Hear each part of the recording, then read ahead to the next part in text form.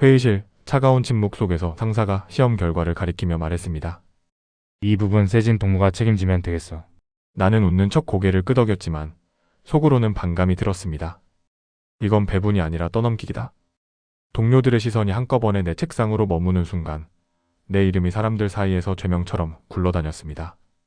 실패는 연구의 일부입니다. 그런데 여기선 실패가 죄가 되더군요. 그날 밤 나는 로켓 궤도가 아니라 내 인생의 궤도를 계산했습니다. 결론은 하나였습니다. 여기서 끝낸다. 집에 돌아오니 아버지가 신문도 펼치지 않은 채 앉아 계셨습니다. 밖에서 우리 집안 이야기가 돈다. 어머니가 낮게 속삭였습니다.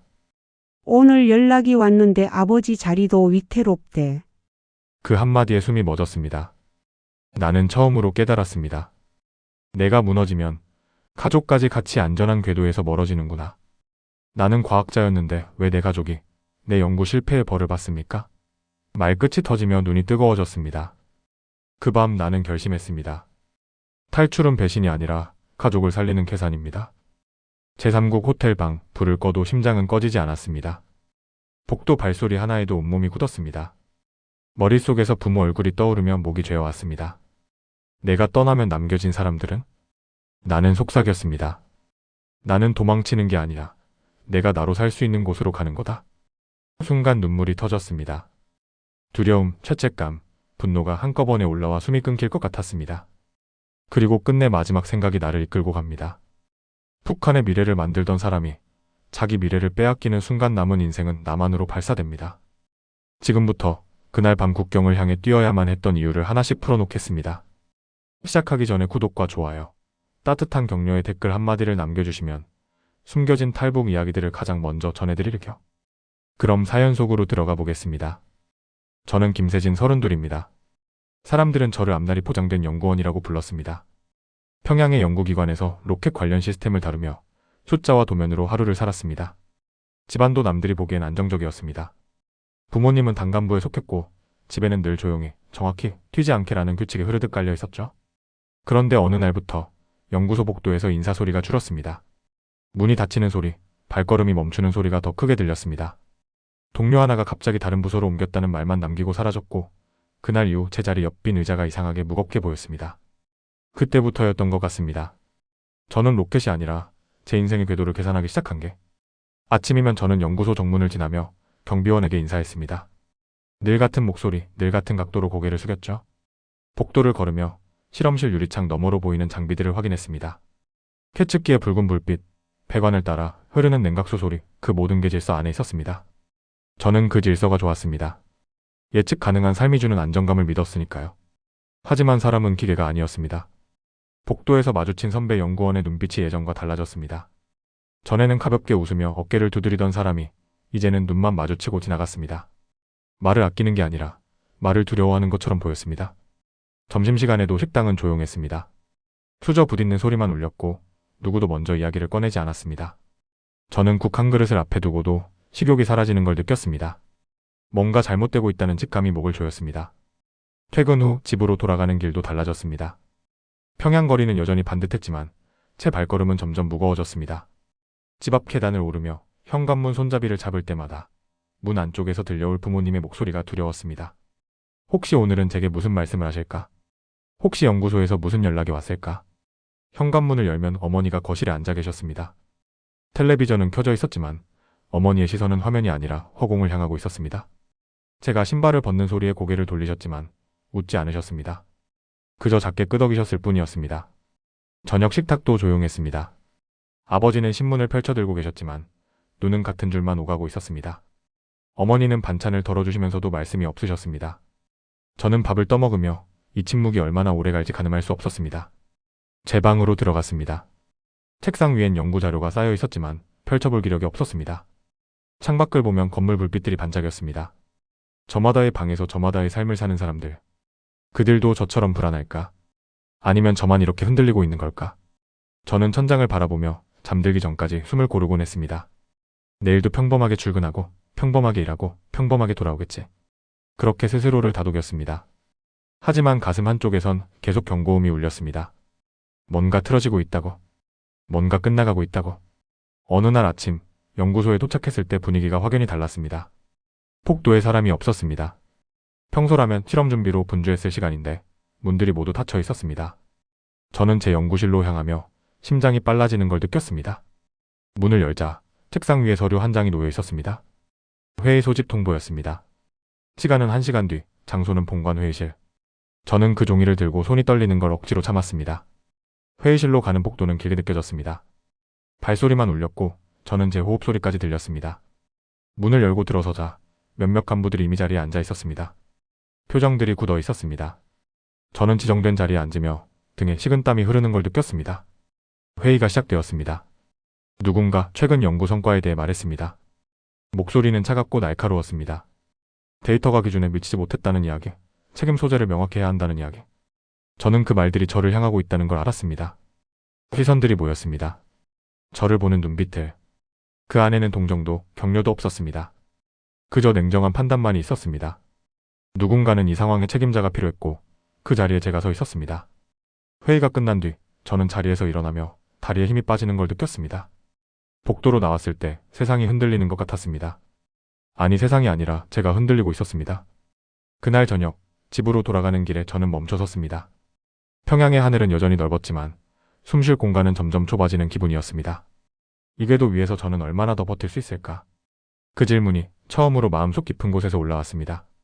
연구는 늘 시간과의 싸움이었지만 어느 순간부터는 사람과의 싸움이 되었습니다. 성과를 내라는 말이 지시가 아니라 위협처럼 들리기 시작했죠. 결정적인 사건은 시험 결과가 기대에 못 미쳤던 날입니다. 회의실 공기가 차갑게 굳었고 누군가는 제 자료의 특정 숫자를 가리키며 말했습니다. 이 부분 세진 동무가 책임지면 되겠어. 저는 그 말이 단순한 업무 배분이 아니라 책임을 한 사람에게 뒤집어 씌우는 신호라는 걸 직감했습니다. 그날 이후 제 책상 위에는 확인 도장이 늘었고 보고서 문장 하나를 바꿀 때마다 누군가의 눈치를 봐야 했습니다. 성과는 목표가 아니라 사람을 가르는 칼이 되어 있었습니다. 저는 매일 아침 출근하면서 발걸음이 무거워지는 걸 느꼈습니다. 연구소 정문을 지날 때마다 경비원의 시선이 예전보다 오래 머무는 것 같았습니다. 착각일 수도 있지만 그런 착각조차 두려웠습니다. 실험실에 들어서면 동료들의 인사가 짧아졌습니다. 예전엔 서로 농담도 주고받고 점심 메뉴를 상의하기도 했는데 이제는 고개만 까딱하고 각자 자리로 돌아갔습니다. 말을 아끼는 게 습관이 된 사람들. 저 역시 그렇게 변해가고 있었습니다. 책상에 앉으면 서류 더미가 저를 기다렸습니다. 데이터 검토, 수정 보고서, 재점검 요청. 같은 내용을 5번도 넘게 고쳐 쓰는 날도 있었습니다. 숫자 하나, 표현 하나가 잘못되면 그게 빌미가 될 수 있다는 걸 알았으니까요. 저는 연구를 하는 게 아니라 살아남기 위해 글을 쓰고 있었습니다. 점심시간이 되어도 식당에 가기가 꺼려졌습니다. 사람들 사이에 섞여 앉으면 제 주변만 유독 조용해지는 기분이 들었습니다. 혹시 제가 문제가 있는 사람으로 낙인 찍힌 건 아닐까? 그런 생각이 들면 밥맛이 사라졌습니다. 국그릇을 앞에 두고도 숟가락을 들 수가 없었습니다. 주변 사람들의 대화 소리가 들렸지만 제가 끼어들 틈은 없었습니다. 아니, 끼어들면 안 될 것 같았습니다. 저는 조용히 밥만 먹고 자리에서 일어났습니다. 어느 날 같은 부서 선배가 복도에서 저를 불렀습니다. 주변을 살피더니 귓속말로 말했습니다. 세진아, 요즘 조심해. 위에서 자네 이름이 자주 오르내린다더라. 그 말을 듣는 순간 심장이 철렁 내려앉았습니다. 저는 아무 말도 못하고 고개만 끄덕였습니다. 선배는 더 이상 말하지 않고 돌아섰고 저는 그 자리에 한동안 서 있었습니다. 위에서 제 이름이 오르내린다는 건 이미 저를 지켜보고 있다는 뜻이었습니다. 실수를 기다리는 건지 아니면 이미 결론이 정해진 건지 알 수 없었습니다. 다만 한 가지는 확실했습니다. 저는 이제 안전하지 않다는 것. 퇴근 후 집으로 가는 길, 저는 자꾸 뒤를 돌아보게 됐습니다. 누가 따라오는지보다 제가 어떤 표정을 하고 걷고 있는지가 더 무서웠습니다. 혹시 제 얼굴에 불안이 드러나지 않을까? 혹시 누군가 제 걸음걸이에서 뭔가를 읽어내진 않을까? 평양거리는 여전히 정돈되어 있었습니다. 건물들은 반듯했고 사람들은 각자의 길을 걸었습니다. 하지만 저는 그 풍경 속에서 점점 작아지는 기분이었습니다. 마치 투명 인간이 되어가는 것처럼 사람들 사이를 지나가도 아무도 저를 보지 않는 것 같았습니다. 집에 들어서면 부모님이 거실에 앉아 계셨습니다. 텔레비전은 켜져 있었지만 두 분 다 화면을 보고 계시지는 않았습니다. 제가 문을 여는 소리에 고개를 돌리셨지만 표정이 밝지 않았습니다. 어머니가 조심스럽게 물으셨습니다. 요즘 무슨 일 있니? 저는 아무 일 없어요 라고 대답했지만 그 말이 거짓말이라는 걸 어머니가 모를 리 없었습니다. 어머니는 더 묻지 않으셨고 저는 방으로 들어갔습니다. 방문을 닫고 침대에 누우면 천장만 바라보게 됐습니다. 머릿속은 복잡했지만 정리되는 건 없었습니다. 제가 뭘 잘못한 걸까? 아니, 잘못이 중요한 게 아니었습니다. 누군가는 책임질 사람이 필요했고 그 자리에 제가 서 있었을 뿐. 밤이 깊어도 잠이 오지 않았습니다. 눈을 감으면 회의실 장면이 떠올랐습니다. 저를 보던 그 차가운 시선들, 아무 말 없이 저를 재단하던 그 표정들, 제 자료를 가리키던 손가락, 그 모든 게 생생했습니다. 저는 이불을 덮고 몸을 웅크렸습니다. 32의 어른이 이렇게 무력할 수 있다는 게 믿기지 않았습니다. 로켓의 궤도는 계산할 수 있었지만 제 인생의 궤도는 더 이상 제 손에 있지 않았습니다. 며칠 뒤 연구소에서 또 다른 통보가 내려왔습니다. 제 담당 프로젝트에 대한 전면 재검토가 시작된다는 내용이었습니다. 재검토라는 말은 좋게 들렸지만 실제로는 누군가를 걸러내기 위한 과정이라는 걸 저는 알고 있었습니다. 서류를 다시 정리하고 데이터를 다시 확인하고 보고서를 다시 작성했습니다. 손끝이 저리도록 키보드를 두드렸지만 아무리 완벽하게 만들어도 불안은 사라지지 않았습니다. 제 옆자리는 여전히 비어 있었고 그 빈자리가 곧 제 자리가 될지도 모른다는 생각이 들었습니다. 어느 날 저녁 아버지가 말없이 앉아 계셨습니다. 평소와 달리 신문도 펴지 않았고 잔기침만 길게 했습니다. 저는 그 침묵이 불편했지만 먼저 말을 꺼낼 용기가 나지 않았습니다. 한참 후에 아버지가 입을 여셨습니다. 세진아, 요즘 밖에서 우리 집안 이야기가 돈다. 그 한마디가 제 가슴을 내려앉혔습니다. 제 문제가 이제 가족에게까지 번지고 있다는 뜻이었습니다. 저는 죄송하다는 말도 괜찮다는 말도 할 수 없었습니다. 그저 고개를 숙인 채 주먹을 쥐었습니다. 아버지는 더 이상 말씀하지 않으셨습니다. 어머니는 부엌에서 설거지 소리만 내고 계셨습니다. 그 정적 속에서 저는 숨소리조차 조심스러웠습니다. 그날 밤 저는 처음으로 탈출이라는 단어를 마음속에서 꺼냈습니다. 입 밖으로는 못 내뱉고 머릿속에서만 굴려본 단어. 그 단어가 제 안에서 점점 커지고 있었습니다. 탈출은 배신이 아니라 존엄을 지키는 마지막 계산일지도 모른다고? 그렇게 생각하니 가슴 한쪽이 뜨거워졌습니다. 그때부터 제 생활은 이상할 정도로 규칙적이었습니다. 출근, 보고, 수정, 반성문 같은 보고, 다시 수정. 연구를 하는데 연구가 아니라 자기 검열을 하는 느낌이었죠? 매일 아침 6시에 일어났습니다. 세수를 하고 옷을 입고 거울을 보며 표정을 점검했습니다. 너무 어두워 보이면 안 되고 그렇다고 너무 밝아 보여도 안 됐습니다. 적당히 평온한 얼굴. 그게 제가 매일 연습한 표정이었습니다. 출근길 버스 안에서도 조심했습니다. 어디에 앉을지, 누구 옆에 설지, 창밖을 볼 때 어떤 표정을 지을지. 모든 게 계산이었습니다. 혹시 누군가 저를 지켜보고 있을지 모른다는 생각이 항상 머릿속에 있었습니다. 연구소에 도착하면 가장 먼저 제 책상을 확인했습니다. 새로운 지시사항이 있는지, 누가 제 자리에 뭔가를 놓고 갔는지. 아무것도 없으면 안도했지만 그 안도감은 오래가지 않았습니다. 동료들과의 대화도 달라졌습니다. 예전엔 자연스럽게 이야기를 나눴는데 이제는 모든 말의 무게를 재야 했습니다. 농담 하나도 조심스러웠습니다. 혹시 그 말이 잘못 전달되면 어쩌나. 혹시 누군가 그 말을 다르게 해석하면 어쩌나. 점심시간엔 혼자 먹는 날이 많아졌습니다. 사람들과 섞이는 게 부담스러웠습니다. 식당 구석자리에 앉아 빨리 먹고 나왔습니다. 그러고 나면 연구소 뒤편 작은 공터에서 시간을 보냈습니다. 그곳에 서면 하늘이 보였습니다. 구름이 흘러가는 모습을 보며 저는 생각했습니다. 저 구름은 자유롭구나. 어디로든 갈 수 있구나. 그런 생각을 하다가 스스로에게 놀랐습니다. 제가 언제부터 이렇게 된 걸까? 오후엔 다시 책상 앞에 앉았습니다. 보고서를 작성하고 데이터를 입력하고 검토를 받고 수정했습니다. 같은 일을 반복하는데도 끝이 보이지 않았습니다. 아무리 완벽하게 해도 누군가는 문제를 찾아냈습니다. 이 부분 다시 확인해 보시오. 여기 표현이 애매하니 수정하시오. 데이터 출처를 더 명확히 하시오. 저는 고개를 숙이고 내라고 대답했습니다. 반박할 수도 없었고 반박해봤자 소용없다는 걸 알았습니다. 그저 시키는 대로 하고 요구하는 대로 맞추는 게 살아남는 방법이었습니다. 퇴근 후 집으로 가는 길은 더 무거웠습니다. 저는 자꾸 뒤를 돌아봤습니다. 누가 따라오는지보다 제가 어떤 표정을 하고 걷고 있는지가 더 무서웠습니다. 혹시 제 얼굴에 뭔가 드러나진 않을까? 혹시 제 걸음걸이가 소상해 보이진 않을까? 거리를 걷는 사람들을 보면 부러웠습니다. 그들은 편안해 보였습니다. 웃으며 이야기하고 가벼운 발걸음으로 집에 가는 모습? 저도 예전엔 그랬습니다. 하지만 이젠 그럴 수 없었습니다. 집 앞 계단을 오를 때마다 숨이 막혔습니다. 문을 열면 부모님을 마주해야 하는데 그게 두려웠습니다. 채 때문에 부모님이 힘들어하실까봐. 채 때문에 집안 분위기가 무거워질까봐. 현관문을 열면 역시나 조용했습니다. 어머니는 부엌에 계셨고 아버지는 거실에 앉아 계셨습니다. 텔레비전은 켜져 있었지만 소리는 작았습니다. 제가 들어오는 소리에 두 분 다 고개를 돌리셨지만 말씀은 없으셨습니다. 저는 신발을 벗으며 다녀왔습니다. 라고 말했습니다. 어머니가 작게 응하고 대답하셨습니다. 그게 전부였습니다. 더 이상의 대화는 없었습니다. 저녁 식탁도 조용했습니다. 수저 소리만 들렸고 누구도 먼저 말을 꺼내지 않았습니다. 밥을 먹는 것조차 의무처럼 느껴졌습니다. 맛을 느낄 여유가 없었습니다. 식사를 마치고 방으로 들어갔습니다. 문을 닫는 순간 겨우 숨을 쉴 수 있었습니다. 하지만 그 안도감도 잠깐이었습니다. 책상 위엔 내일 제출해야 할 보고서가 있었고 그걸 보는 순간 다시 가슴이 답답해졌습니다. 책상에 앉아 보고서를 펼쳤습니다. 글자들이 눈에 들어오지 않았습니다. 같은 문장을 몇 번이나 읽어도 이해가 되지 않았습니다. 집중이 안 됐습니다.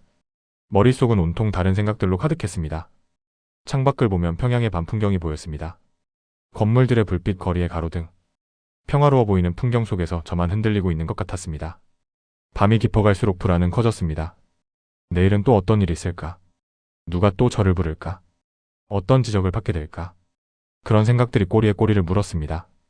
잠자리에 누워도 잠이 오지 않았습니다. 천장을 바라보며 숨을 고르려 했지만 심장은 계속 빠르게 뛰었습니다. 귓가에선 낮에 들었던 말들이 맴돌았습니다. 세진 동무, 이건 다시 해야겠어. 책임을 명확히 해야 합니다. 위에서 자네 이름이 오르내린다더군. 그 말들이 저를 짓눌렀습니다. 숨쉬기가 힘들었습니다. 이불을 덮어도 몸이 떨렸습니다. 어느 순간 저는 깨달았습니다. 이건 단순 힘든 시기가 아니라는 걸. 이건 끝이 정해진 과정이라는 걸. 아무리 잘해도, 아무리 조심해도 결국 저는 정리될 거라는 걸. 그 생각이 들자 오히려 마음 한쪽이 차분해졌습니다. 두려움 속에서도 이상한 명료함이 찾아왔습니다. 저는 선택해야 했습니다. 이대로 끌려갈 것인가? 아니면 제 발로 나갈 것인가? 저는 계산을 다시 했습니다. 연구 성공 확률이 아니라 내가 살아남을 확률이요? 문제는 연구 실패가 아니었습니다. 실패는 연구의 일부입니다. 그런데 여기서는 실패가 죄가 됩니다. 더 무서운 건 그 죄가 개인에서 끝나지 않는다는 사실이었습니다. 어느 저녁 아버지가 말없이 앉아 계셨습니다. 평소와 달리 신문도 펴지 않았고 장기침만 길게 했습니다. 저는 그 침묵의 무게를 느끼며 조심스럽게 자리에 앉았습니다. 한참을 그렇게 있다가 아버지가 천천히 입을 여셨습니다. 세진아, 요즘 밖에서 우리 집안 이야기가 돌고 있다. 그 한마디에 제 가슴을 내려앉았습니다. 저는 처음으로 탈출이라는 단어를 마음속에서 꺼냈습니다. 입 밖으로는 못 내뱉고 머릿속에서만 굴려본 단어. 탈출은 배신이 아니라 존엄을 지키는 마지막 계산일지도 모른다고? 그날 밤부터 저는 달라졌습니다. 겉으로는 여전히 조심스럽게 살았지만 마음속에선 다른 계산을 하기 시작했습니다. 여기 남으면 어떻게 될까? 나가면 어떻게 될까? 연구소에서도 눈치를 봤습니다. 혹시 해외 출장이나 이동 기회가 있는지, 누가 최근에 다른 나라로 갔는지 그런 정보들을 조심스럽게 모았습니다. 복도에서 우연히 들은 대화 한마디도 놓치지 않았습니다. 국제협력 프로젝트 이야기, 학술교류 이야기. 그런 말들이 들릴 때마다 귀를 세웠습니다. 하지만 동시에 죄책감도 밀려왔습니다. 부모님을 두고 떠난다는 건 상상만으로도 가슴이 찢어지는 일이었습니다. 어머니의 얼굴이 떠올랐습니다. 아버지의 목소리가 들리는 것 같았습니다. 밤마다 저는 이불 속에서 울었습니다. 소리 내지 않고 조용히. 베개를 적시며 생각했습니다. 나는 나쁜 자식인가? 나는 비겁한 사람인가? 그러다가 다시 생각했습니다. 내가 남으면 부모님은 정말 안전할까? 아니, 오히려 제가 여기 있는 게 부모님을 더 위험하게 만드는 건 아닐까? 어느 날 연구소 게시판에 공지가 붙었습니다. 국제학술협력 관련 출장 인원 선발 공고였습니다. 제 심장이 빨리 뛰었습니다. 이게 기회일 수도 있다는 생각이 들었습니다. 하지만 동시에 의심도 들었습니다. 지금 제 상황에서 선발될 리가 있을까? 오히려 이게 함정은 아닐까? 저를 시험하는 건 아닐까? 며칠을 고민했습니다. 신청을 할까 말까? 신청했다가 더 의심받으면 어쩌나? 하지만 신청하지 않으면 기회는 영영 오지 않을 수도 있었습니다. 결국 저는 신청서를 냈습니다. 손이 떨렸지만 최대한 평정심을 유지하며 서류를 작성했습니다. 동기란에는 연구 발전을 위한 학습이라고 썼습니다. 다른 어떤 의도도 없다는 듯이. 서류를 제출하고 난 뒤 저는 불안에 떨었습니다. 혹시 이게 잘못된 선택은 아닐까? 혹시 저를 더 주목하게 만든 건 아닐까? 며칠 후 예상치 못한 소식이 들려왔습니다. 제가 선발 명단에 포함됐다는 것이었습니다. 믿을 수가 없었습니다. 제 이름이 거기 있다는 게. 겉으로는 영광이었습니다. 동료들이 축하한다고 말했습니다. 하지만 제겐 처음으로 생긴 탈출구였습니다. 탈출할 수 있는 유일한 통로. 그날부터 저는 더욱 조심스러워졌습니다. 티를 내선 안 됐습니다. 평소와 똑같이 행동해야 했습니다. 출장을 기대하는 것처럼 보여도 안 되고 그렇다고 무관심한 것처럼 보여도 안 됐습니다. 집에서도 부모님께 말씀드리지 못했습니다. 출장 이야기를 꺼내면 어머니가 어떤 표정을 지으실까? 아버지는 뭐라고 말씀하실까? 차라리 모르시는 게 나을 것 같았습니다. 밤마다 저는 준비했습니다. 크게 준비하는 게 아니라 마음을 준비했습니다. 떠날 준비, 혼자가 될 준비, 다시는 이곳으로 돌아오지 못할 준비. 창밖을 보며 평양의 불빛들을 바라봤습니다. 저기 어딘가에 부모님이 계시고 제가 다녔던 학교가 있고 제 기억들이 쌓인 거리들이 있었습니다. 그 모든 걸 두고 떠나야 한다는 게 실감이 나지 않았습니다. 하지만 동시에 알고 있었습니다. 남으면 끝이라는 걸. 저뿐 아니라 가족까지 위험해진다는 걸. 그렇다면 차라리 제가 사라지는 게 나을 수도 있다고. 출발일이 다가왔습니다. 저는 평소처럼 출근하고 평소처럼 일했습니다.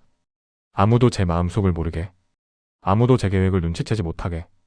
출발 전날 밤, 저는 부모님의 얼굴을 오래 바라봤습니다. 말은 평범하게 했지만 속으로는 작별 인사를 수십 번 했습니다. 어머니, 아버지 죄송합니다. 사랑합니다. 이해해주세요. 어머니가 물으셨습니다. 출장 다녀와서 맛있는 거 해줄까? 저는 겨우 웃으며 대답했습니다. 네, 어머니. 그게 제가 어머니께 마지막으로 한 대답이었습니다. 거짓말이었습니다. 저는 돌아올 수 없다는 걸 알고 있었으니까요. 방으로 들어와 짐을 챙겼습니다. 많이 가져갈 수 없었습니다. 의심받으니까요. 필요한 것만, 최소한만. 하지만 책상 서랍에서 어릴 적 가족 사진 한 장을 꺼냈습니다. 그것만은 가져가기로 했습니다. 사진 속 저는 웃고 있었습니다. 부모님도 웃고 계셨습니다. 그때는 몰랐습니다. 이렇게 될 줄. 이런 선택을 해야 할 줄. 저는 그 사진을 가슴에 품고 조용히 결론을 내렸습니다. 제 미래도 제 존엄도 모든 게 여기서 끝이다.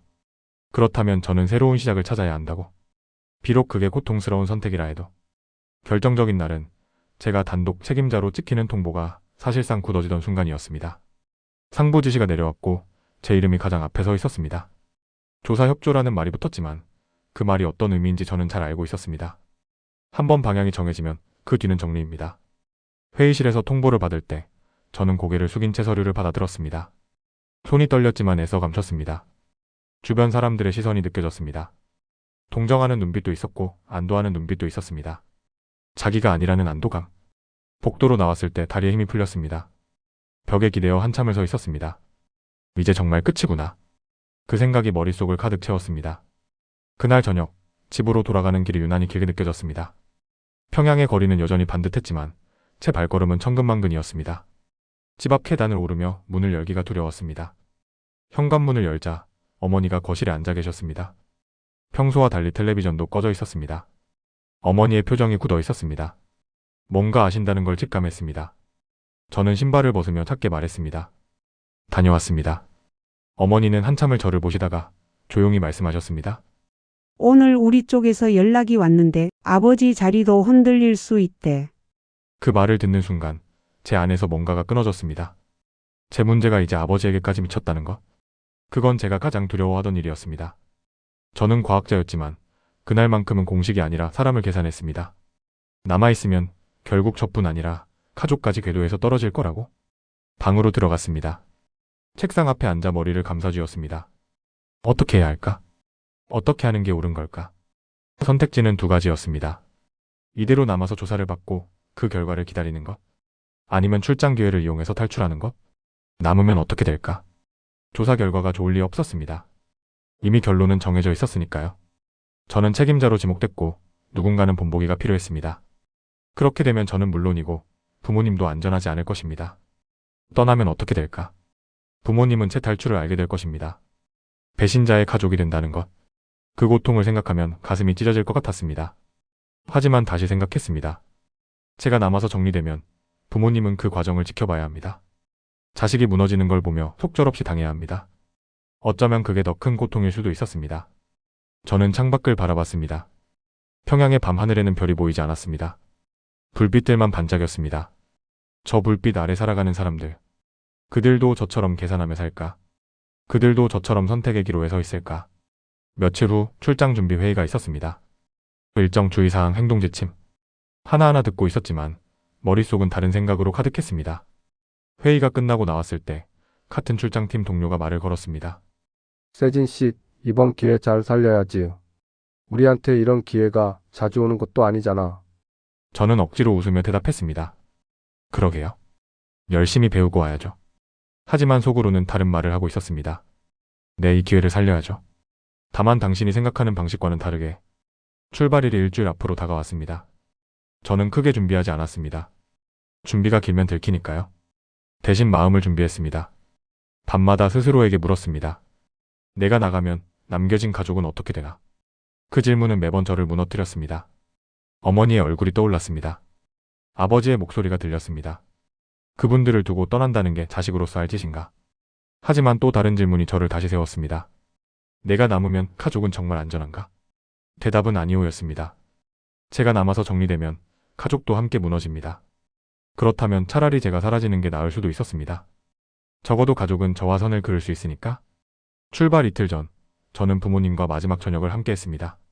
마지막이라는 걸 알고 있는 건 첫뿐이었지만 식탁에는 제가 좋아하는 음식들이 차려져 있었습니다.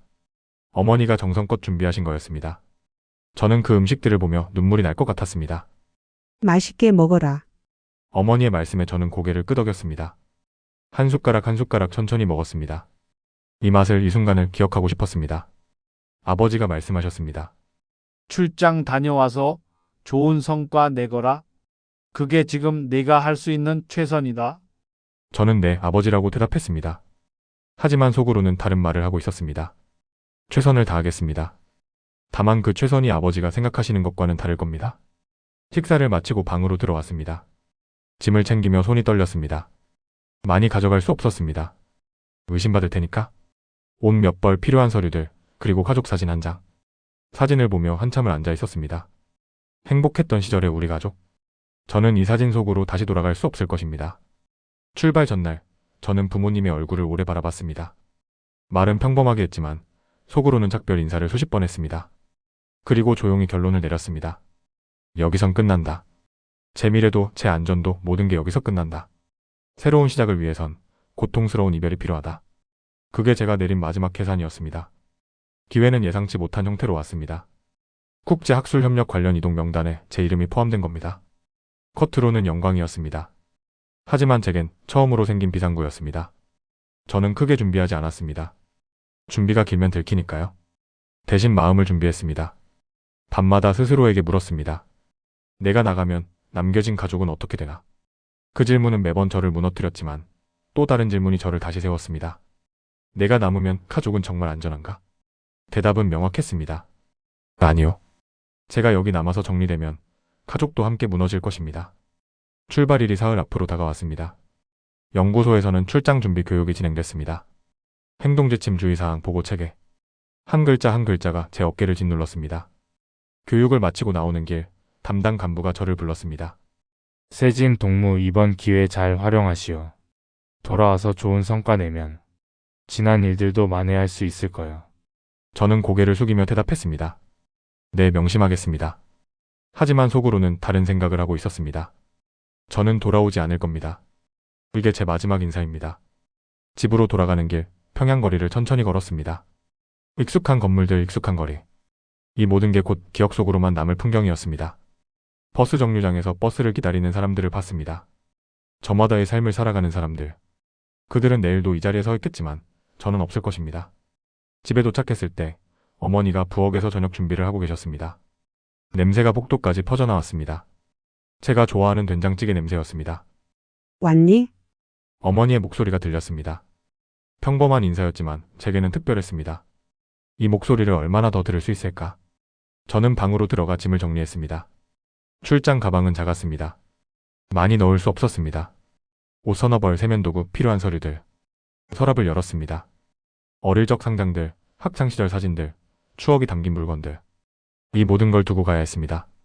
가장 아래 서랍에서 가족 사진 한 장을 꺼냈습니다. 제가 20살 때 찍은 사진이었습니다. 부모님과 함께 웃고 있는 모습. 그때는 미래가 밝아 보였습니다. 사진을 한참 들여다봤습니다. 사진 속 부모님의 얼굴을 손가락으로 쓰다듬었습니다. 이 사진이 당분간 제가 가진 유일한 가족이 될 것입니다. 하지만 저는 마음속으로 맹세했습니다. 이게 영원한 이별은 아니라고. 제가 먼저 나가서 발판을 만들고 언젠가는 부모님도 안전하게 모셔올 거라고. 얼마나 걸릴지 모르지만 반드시 다시 만날 거라고. 사진을 가방 깊숙이 넣으며 속삭였습니다. 기다려주세요. 제가 반드시 길을 만들겠습니다. 저녁 식사 시간이 됐습니다. 식탁에 둘러앉았습니다. 아버지, 어머니 그리고 저. 이 풍경을 마음에 새겼습니다. 어머니가 반찬을 덜어주셨습니다. 많이 먹어라. 출장 가면 입맛 없을 텐데. 저는 숟가락을 들었습니다. 밥을 한 숟가락 떠서 입에 넣었습니다. 평소와 같은 맛이었지만 왠지 목이 메었습니다. 아버지가 말씀하셨습니다. 이번 출장이 전환점이 될 수 있다. 잘하고 와라. 네, 아버지. 저는 대답했지만 그 말의 의미는 달랐습니다. 네, 전환점이 될 겁니다. 제 인생의 완전한 전환점. 그리고 언젠가는 부모님 인생의 전환점도. 식사를 마치고 설거지를 거들었습니다. 어머니와 나란히 서서 그릇을 닦았습니다. 이런 평범한 순간들이 얼마나 소중한지 잃어버리기 전에는 몰랐습니다. 엄마, 제가 설거지 다 할게요. 아니다. 같이 하자. 어머니의 손이 따뜻했습니다. 그 온기를 기억하고 싶었습니다. 그리고 다시 느끼고 싶었습니다. 언젠가 자유로운 곳에서. 설거지를 마치고 거실로 나왔습니다. 아버지는 신문을 읽고 계셨습니다. 어머니는 뜨개질을 하고 계셨습니다. 평범한 저녁 풍경. 하지만 제게는 잠시 멀어질 풍경이었습니다. 저는 두 분을 바라보며 속으로 약속했습니다. 이건 이별이 아니라 재회를 위한 준비 기간이라고. 제가 먼저 가서 안전한 곳을 마련하고 방법을 찾아서 반드시 모시러 오겠다고. 일찍 자거라. 내일 준비할 것도 있을 테고. 아버지의 말씀에 저는 고개를 끄덕였습니다. 네, 먼저 들어가겠습니다. 방으로 들어가며 뒤를 돌아봤습니다. 거실에 앉아 계신 부모님의 뒷모습? 그 모습을 눈에 담았습니다. 잊지 않을 장면. 그리고 다시 볼 장면. 방문을 닫고 침대에 앉았습니다. 가슴이 답답했습니다. 정말 이게 맞는 선택일까? 정말 이렇게 떠나는 게 옳은 걸까? 하지만 다른 길은 없었습니다. 남으면 저도 무너지고 가족도 무너집니다. 떠나면 적어도 희망이 있습니다. 제가 먼저 안전해지고 자리를 잡고 그 다음에 부모님을 모실 방법을 찾는 것. 그게 유일한 길이었습니다. 노트 한 장을 꺼냈습니다. 펜을 들었다가 내려놓았습니다. 편지를 쓸 수 없었습니다. 증거가 되니까요. 대신 마음속으로 편지를 썼습니다. 아버지, 어머니. 저는 도망가는 게 아닙니다. 우리가 함께 살 수 있는 길을 찾으러 가는 겁니다. 시간이 걸리겠지만 반드시 방법을 찾겠습니다. 부디 건강하세요. 제가 돌아갈 때까지. 창밖을 봤습니다. 평양의 밤하늘. 별은 보이지 않고 건물 불빛만 반짝였습니다. 저 불빛 너머 어딘가에 자유가 있고 그곳에서 저는 부모님을 다시 모실 방법을 찾을 것입니다. 침대에 누웠습니다. 잠이 올 리 없었습니다. 천장을 바라보며 다짐했습니다. 이건 끝이 아니라 시작이라고. 우리 가족이 다시 만날 시작이라고. 눈을 감았습니다. 어머니의 얼굴이 보였습니다. 아버지의 목소리가 들렸습니다. 기다려주세요. 반드시 돌아오겠습니다. 우리가 함께 살 수 있는 곳으로 모시러 오겠습니다. 소리 없이 중얼거렸습니다. 이 약속을 지키기 위해 저는 살아남아야 합니다. 출발 전날, 저는 부모님의 얼굴을 오래 바라봤습니다. 말은 평범하게 했지만 속으로는 약속을 수백 번 했습니다. 그리고 조용히 결론을 내렸습니다. 여기선 끝난다. 하지만 우리 이야기는 끝나지 않는다. 제가 반드시 새로운 시작을 만들어서 부모님과 다시 만날 것이다. 이게 제가 계산한 마지막 탑이었습니다. 제3국에 도착한 첫날, 학술 행사장은 생각보다 자유로웠습니다. 하지만 그 자유 속에도 감시는 있었습니다. 일행 중 한 명이 항상 제 곁에 붙어 있었습니다. 최 과장이라는 사람이었습니다. 겉으로는 친절했지만 눈빛은 날카로웠습니다. 화장실을 갈 때도 식사를 할 때도 늘 시야에 저를 두었습니다. 세진 동무 어디 가시오? 복도에서 잠깐 멈춰섰을 뿐인데도 그가 물었습니다. 아, 화장실 좀 다녀오려고요. 그러시오. 나도 마침 가려던 참이요. 저는 웃으며 고개를 끄덕였지만 속으로는 초조했습니다. 이런 식으로는 기회를 찾을 수 없었습니다. 행사 이틀째 되는 날, 저녁 만찬이 있었습니다. 큰 홀에 각국 연구원들이 모였습니다. 술이 오갔고 분위기가 점점 느슨해졌습니다. 최 과장도 술을 마셨습니다. 평소보다 많이 마시는 것 같았습니다.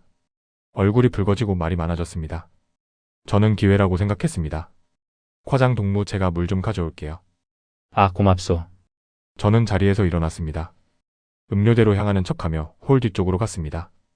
뒤를 돌아보니 최 과장은 옆 사람과 이야기하느라 저를 보지 않았습니다. 심장이 빨리 뛰었습니다. 지금이었습니다.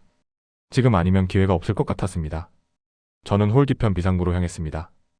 문을 열고 나가니 복도가 나왔습니다. 조명이 어두웠습니다. 어디로 가야 할지 몰랐지만 일단 움직여야 했습니다. 복도를 따라 걸었습니다. 계단이 보였습니다. 내려가기 시작했습니다. 1층, 2층, 3층. 숨이 가빠졌지만 멈출 수 없었습니다. 1층에 도착했을 때 뒤에서 소리가 들렸습니다. 세진 동무. 최 과장의 목소리였습니다. 제 심장이 멎는 줄 알았습니다. 들켰습니다. 저는 돌아봤습니다. 최 과장이 계단 위에서 저를 내려다보고 있었습니다. 표정이 굳어 있었습니다. 어디 가는 거요? 저는 머리를 굴렸습니다. 변명을 만들어야 했습니다. 죄송합니다. 속이 안 좋아서 밖에 나가 바람 좀 쐬려고요. 최 과장이 계단을 내려왔습니다. 가까이 다가왔습니다. 저는 숨소리조차 조심스러웠습니다. 혼자 나가면 안 됩니다. 내가 같이 가겠소. 그 순간 건물 밖에서 큰 소리가 들렸습니다. 차 경적 소리였습니다. 최 과장이 잠깐 그쪽을 돌아봤습니다. 그 짧은 순간 저는 결정했습니다. 과장 동무 정말 죄송합니다. 저는 몸을 돌려 출구로 뛰었습니다. 뒤에서 최 과장이 외치는 소리가 들렸습니다. 세진 동무. 서시오. 하지만 저는 멈추지 않았습니다. 문을 밀고 밖으로 나갔습니다. 차가운 밤 공기가 얼굴을 때렸습니다. 거리는 어두웠습니다. 사람들이 오갔습니다. 저는 그 사람들 사이로 뛰어들었습니다. 뒤를 돌아보니 최 과장이 문 밖으로 나오고 있었습니다.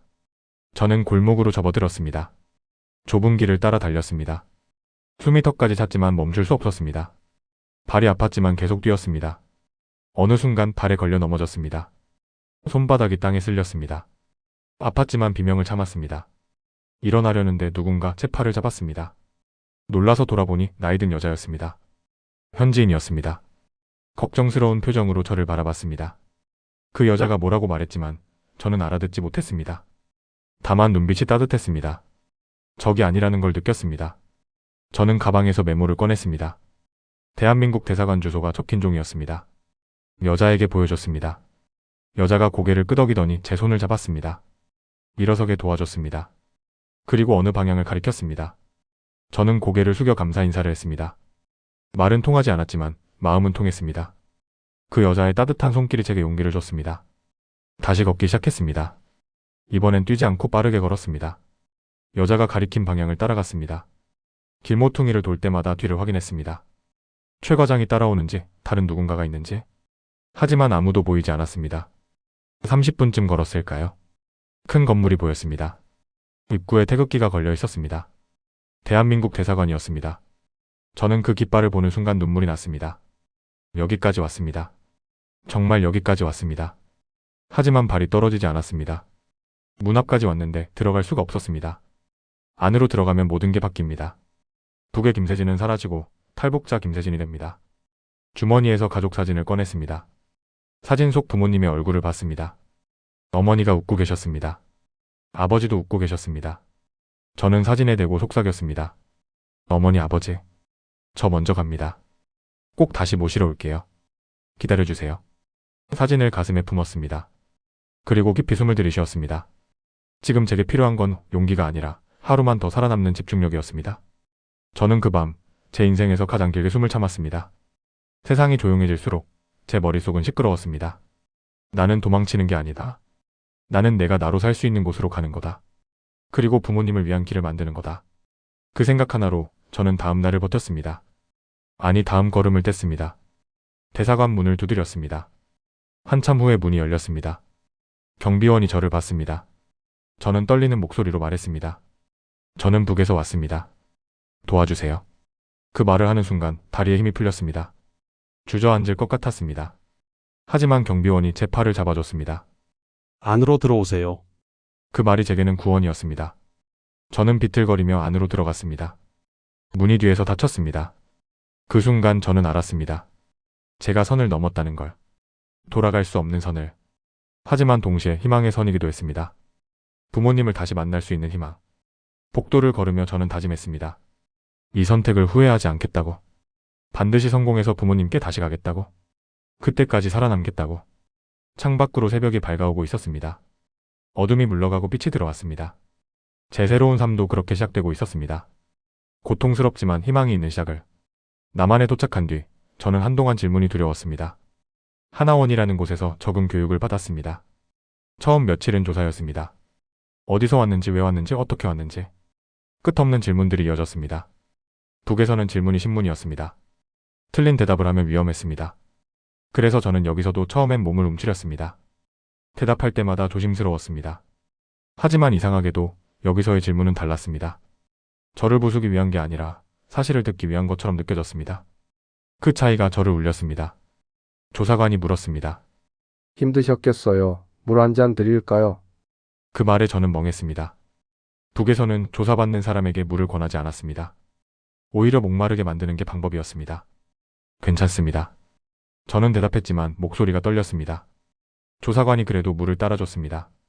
저는 그 물을 받아들고 한참을 멍하니 있었습니다. 며칠 후 조사가 끝났습니다. 본격적인 교육이 시작됐습니다. 남한 사회에 대해 배우고 법과 제도를 익히고 취업 준비를 했습니다. 교실에 앉아 있는데 강사가 말했습니다. 여러분은 이제 자유롭습니다. 원하는 곳에 살 수 있고 원하는 일을 할 수 있습니다. 자유. 그 단어가 낯설었습니다. 자유가 뭔지 알 것 같으면서도 실감이 나지 않았습니다. 처음으로 제 이름을 동무가 아니라 씨로 불렸을 때 저는 잠깐 멍해졌습니다. 김세진 씨 서류 작성하셨나요? 그 한 글자가 사람을 이렇게 가볍게 만들 수도 있구나 싶었습니다. 동무는 동지였지만 동시에 감시자였습니다. 하지만 씨는 그냥 저였습니다. 김세진이라는 개인. 교육을 받으며 다른 탈북자들을 만났습니다. 나이도 출신도 이유도 다양했습니다. 하지만 모두 같은 눈빛을 하고 있었습니다. 그리움과 자책감이 섞인 눈빛. 어느 날 저녁 한 분이 조용히 말했습니다. 가족 생각나면 미칠 것 같아요. 저는 고개를 끄덕였습니다. 말하지 않아도 알았습니다. 우리 모두 누군가를 두고 왔다는 것을. 밤마다 저는 부모님을 생각했습니다. 지금쯤 어떻게 지내실까? 제 탈출 소식을 들으셨을까? 얼마나 힘드실까? 상상만으로도 가슴이 찢어졌습니다. 하지만 동시에 다짐했습니다. 포기하지 않겠다고. 언젠가 부모님을 모실 방법을 찾겠다고. 하나원을 나온 후 저는 서울에 정착했습니다. 처음으로 제 공간이 생겼습니다. 집안에 혼자 서 있을 때 이상한 기분이 들었습니다. 이게 자유구나. 아무도 감시하지 않는 이 공간. 하지만 자유는 외로웠습니다. 벽에 가족 사진을 붙였습니다. 매일 아침 그 사진을 보며 인사했습니다. 어머니, 아버지. 오늘도 열심히 살겠습니다. 취업 준비를 시작했습니다. 북에서의 경력은 여기서 인정받기 어려웠습니다. 로켓 연구원이었다고 말하면 사람들은 놀랐지만 그게 일자리로 이어지진 않았습니다. 처음엔 편의점에서 일했습니다. 물건을 정리하고 계산을 하고 청소를 했습니다. 북에서는 연구원이었는데 여기서는 편의점 직원이었습니다. 하지만 불평하지 않았습니다. 이것도 시작이었으니까요. 돈을 모아야 했습니다. 언젠가 부모님을 모실 때를 위해. 손님들이 물건을 살 때 감사합니다 라고 말했습니다. 북에서는 장사하는 사람이 손님에게 감사하다고 하지 않았습니다. 오히려 물건을 살 수 있게 해준다는 태도였습니다. 여기서는 달랐습니다. 손님이 왕이었습니다. 처음엔 어색했지만 점점 익숙해졌습니다. 몇 달 후 회사에 취직했습니다. 연구 업무였습니다. 북에서의 경력을 조금은 살릴 수 있는 자리였습니다. 첫 출근 날 떨렸습니다. 동료들이 저를 어떻게 볼까? 탈북자라는 걸 알면 어떻게 반응할까? 하지만 사람들은 생각보다 자연스러웠습니다. 물론 호기심 어린 눈빛도 있었지만 대부분은 그냥 새로운 동료로 대해줬습니다. 점심시간에 함께 밥을 먹으며 누군가 물었습니다. 적응하기 힘들지 않으세요? 저는 잠깐 생각했습니다. 힘들었습니다. 매일이 낯설고 매 순간 배워야 했습니다. 하지만 동시에 감사했습니다. 힘들긴 한데요. 그래도 여기는 제가 선택할 수 있잖아요. 그 말에 동료가 고개를 끄덕였습니다. 그렇죠. 선택할 수 있다는 게 중요하죠. 선택? 북에서는 선택권이 없었습니다. 정해진 길을 걸어야 했습니다. 하지만 여기서는 달랐습니다. 실패할 수도 있지만 선택은 제 몫이었습니다. 일이 끝나고 집에 돌아오면 텔레비전을 켰습니다. 북한 관련 뉴스가 나올 때마다 귀를 기울였습니다. 혹시 부모님 소식이 들릴까 해서. 하지만 아무 소식도 없었습니다. 소식이 없다는 게 좋은 건지 나쁜 건지 알 수 없었습니다. 밤이 되면 창밖을 봤습니다. 서울의 불빛을. 북에서 본 평양의 불빛과는 달랐습니다. 더 밝고 더 많았습니다. 하지만 그 불빛 속에서도 저는 외로웠습니다. 자유는 있었지만 가족은 없었습니다. 일기를 쓰기 시작했습니다. 매일 밤 부모님께 편지 쓰듯 일기를 썼습니다. 어머니, 오늘은 회사에서 칭찬을 받았습니다. 아버지, 오늘은 월급을 받았습니다. 저축했습니다. 언젠가 두 분을 모실 때를 위해. 그렇게 1년이 지났습니다. 저는 조금씩 자리를 잡아갔습니다. 일도 익숙해지고 친구도 생겼습니다. 하지만 마음 한쪽은 늘 아팠습니다. 떠나온 집, 부모님의 얼굴, 평양의 거리. 저는 아직도 밤마다 계산을 합니다. 로켓의 궤도가 아니라 내 선택의 대가를요? 하지만 결론은 같습니다. 미래를 만들던 사람이 자기 미래를 잃으면 그건 영구 실패가 아니라 삶의 실패입니다. 저는 그 실패를 인정하지 않으려고 여기까지 왔습니다. 그리고 이 말을 남기고 싶습니다. 미래는 누구의 전유물이 아니어야 합니다. 미래가 내게 없다고 느껴지는 순간 사람은 비로소 살아야 할 이유를 다시 계산하게 됩니다. 저는 계산했고 선택했고 여기까지 왔습니다. 고통스럽지만 후회하지 않습니다. 왜냐하면 저는 아직 포기하지 않았으니까요. 부모님을 다시 만날 그날을 저는 믿고 있으니까요.